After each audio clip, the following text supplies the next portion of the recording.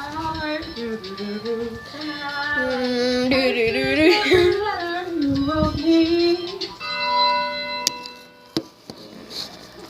I was really impressed with how much these students knew. We had a great time here.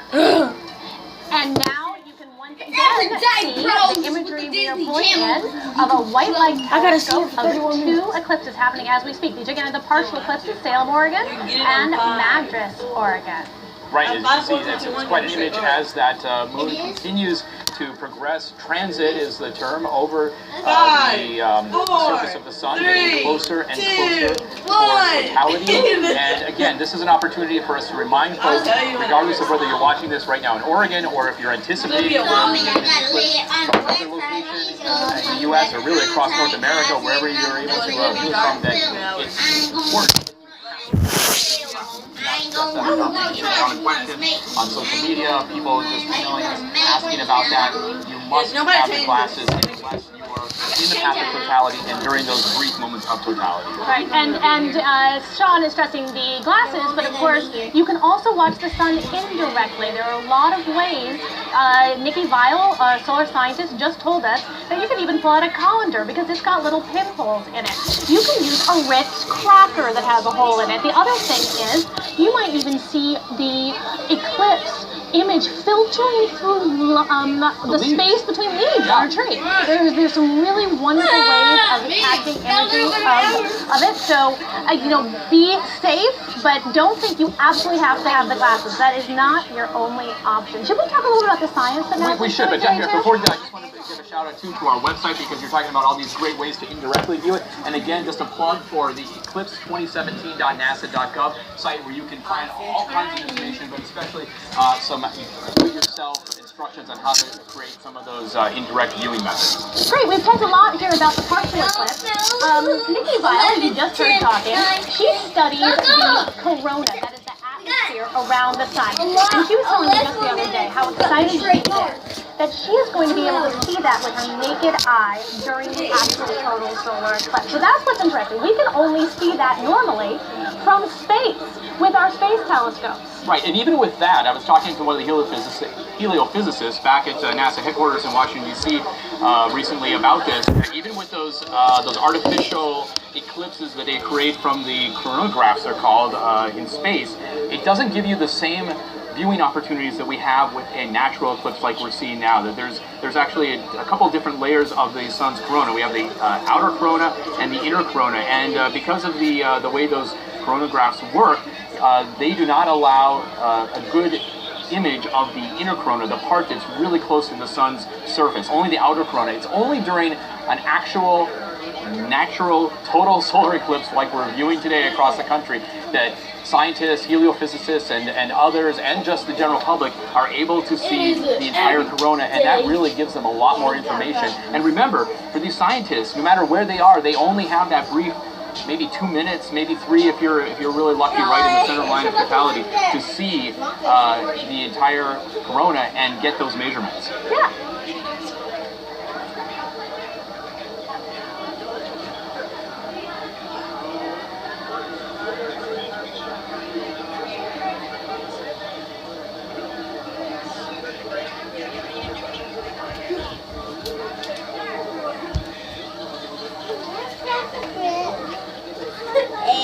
So again, Karen, as folks are looking at their screen right now, you see that double image, Salem, Oregon, there on the left, and nearby Madras on the right. 2 different images with 2 different types of telescope using to view this eclipse. Still in the partial stages, starting to get closer and closer toward totality in just a few minutes. And stick with us because we are going to be tracing this eclipse all the way across the country. Not only does everybody in the country have a great view, but we have some views from the sky, don't we, Sean? That's right. Looking up from the ground is how most of us will experience today's eclipse, but researchers at Southern Illinois University wanted a different perspective. They wanted to look down at Earth to image the moon's shadow. In Illinois and across the United States, teams are using high-altitude balloons for a unique perspective. Right now, they're getting ready to launch a research balloon from Saluki Stadium in Carbondale, Illinois. We're going to go back to Carbondale, Illinois. The primary payload will be a real-time, high-definition video system. So let's check in on the progress of that launch. Let's take a stroll here. We're experiencing it on lots and lots Eclipse of in 4D. It's That's just like being on the exactly what it surface. is. But you know, to actually understand the corona is very important because all sun-like stars have the corona. We need to understand why the energy is released in the way it is. All right, look, we're getting a call. We need to go inside the stadium right now. They're about to launch the balloon for the Louisiana Space Grant Consortium. So let's go to Kevin, who's standing by.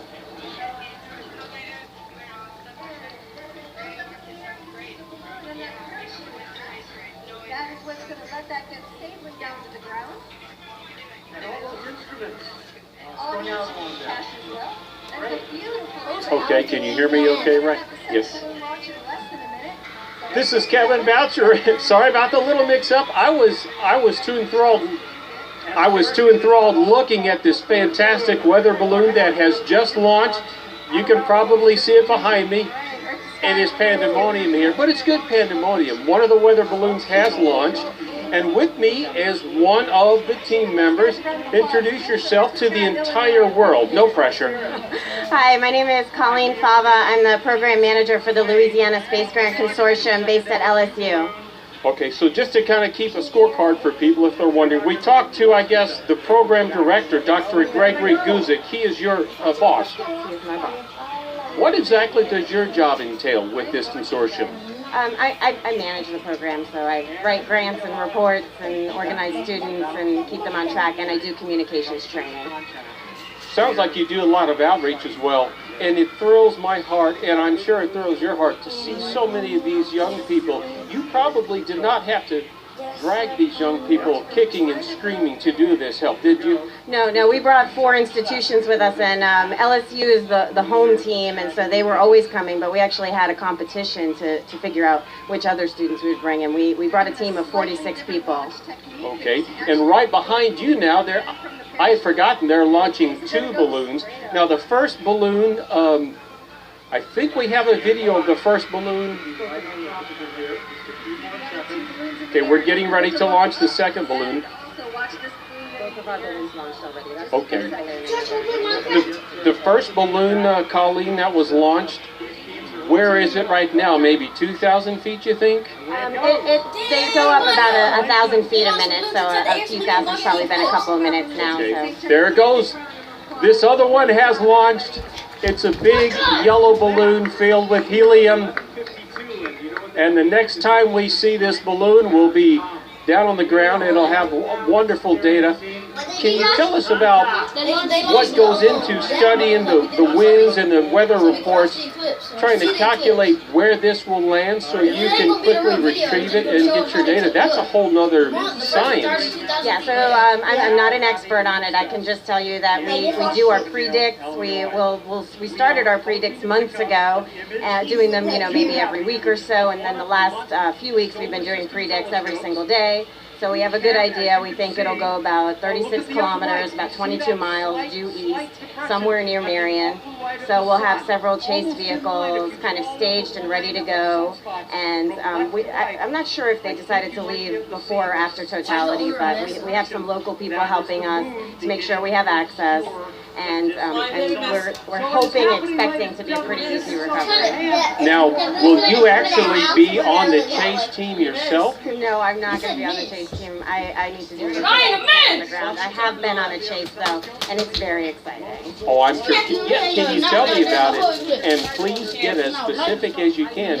What are some of the most eventful ones? Like, has the balloon ever come down in Train River? How did you know? You're not kidding me. I'm not kidding you. We did have a landing in the Pontchartrain River, which was not a great recovery, but it was definitely better than landing in the airport, which we were afraid was going to happen. Well, I was going to say I'd rather land in an airport because the Pontchartrain River, you have the water that might damage some of your instruments, but you're the expert All the there, night right? boats. I think we'd rather not interfere with air traffic control. Landing in a Pontchartrain River, and I assume the alligators did not make a meal out of your several $1,000s worth of instruments? We didn't recover that payload. We have done a lot of recoveries in the past, and we actually just invested in an inflatable kayak. Okay. My producer just told me we are seeing first contact. Everybody, we have people